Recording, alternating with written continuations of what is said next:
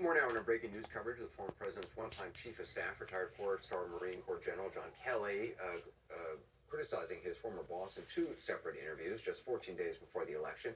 Here's what Kelly told the New York Times about Trump's, what he says are Trump's positive comments about Adolf Hitler. He commented more than once that, that Hitler did some good things too. And of course, if you know history, again, I think he's lacking in that. But if you know what Hitler was all about, it'd be pretty hard to make an argument that he did anything good. Trump's communications director, Stephen Chung, who just weighed in on the Times interview, quoting him now, John Kelly has totally beclowned himself with these debunked stories he has fabricated because he failed to serve his president well while working as chief of staff and currently suffers from a debilitating case of Trump derangement syndrome. Chung goes on, quote, President Trump has always honored the service and sacrifice of all our military men and women, whereas Kamala Harris has completely disrespected the families of those who gave the ultimate sacrifice, including the Abbey 13. In separate reporting by The Atlantic's Jeffrey Goldberg today, two sources say that then President Trump once privately said, quote, I need the kind of generals Hitler had. The Trump campaign has denied those allegations as well. Joined now by Senator Bernie Sanders, who sits on the Veterans Affairs Committee. Senator, first of all, just your response to this Atlantic article and what General Kelly is saying about the former president. Have you ever seen a situation where you have a highly respected Marine general, former chief of staff coming forward saying something like this, just like General Mark Milley, the former chairman of the Chiefs of Staff? Right. Look, what you have, and I think it's important for Republicans and conservatives to understand this. It's not just John Kelly, his former chief of staff. It is Mike Pence, who was his vice president for 4 years, unprecedented, to saying Mike Pence is not going to vote for Donald Trump. It is Dick Cheney, one of the most conservative vice presidents in American history, and his daughter, Liz Cheney, not voting for Donald Trump. It is Mitt Romney, the 2012 Republican candidate for president, not voting for Donald Trump. Why is that? It's not only just policy issues. It is the fact that they understand by temperament and character. This man is unfit to be president of the United States. He is a pathological liar. For the first time in American history, he tried to prevent a peaceful transfer of power and fomented an insurrection to try to deny the election results of 2020. So before you even get into policies like climate change or minimum wage or housing or anything else, healthcare, I think it's just a no-brainer that Donald Trump should not be elected president of the United States. General Kelly confirmed to the New York Times that Trump calls service members who were injured or killed, quote, suckers and losers, including applying those terms to Senator John McCain. You served with the late Senator McCain. Do you believe John Kelly?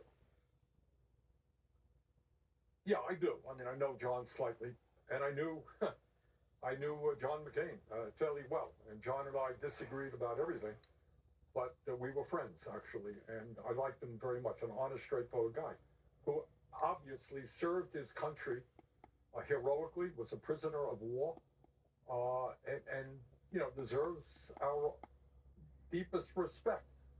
And he is somebody who was disrespected by Trump, I suspect, because McCain cast the deciding vote to protect the Affordable Care Act. But I think in Trump, you have somebody who is power hungry, who has very, very strong authoritarian tendencies, who does not believe in democracy. And no matter what your views are, I don't care if you're a conservative, progressive, or whatever you may be, this is not a guy we should be supporting to be president of the United States. What do you think Vice President Harris needs to do in this next 14-day period? Reuters is reporting that the Harris campaign is in talks with the Joe Rogan podcast. I know you've gone on that podcast. You go and speak at a lot of places. I saw you recently on Fox. Do you think she should go on I even did the Anderson Cooper show. I know, you're even here. I appreciate it. Look, I think it doesn't hurt. Trump is all over the place, and I think it doesn't hurt. Get out there, answer the questions.